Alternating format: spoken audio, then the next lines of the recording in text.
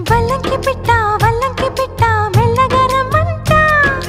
చిన్నారి పాప పొన్నారి పాప తోడుండి పొమ్మంట తను నవ్విందంటే ఇంకేం కావాలి నిద్రపోతూ ఉంటే తన పక్కనుండాలి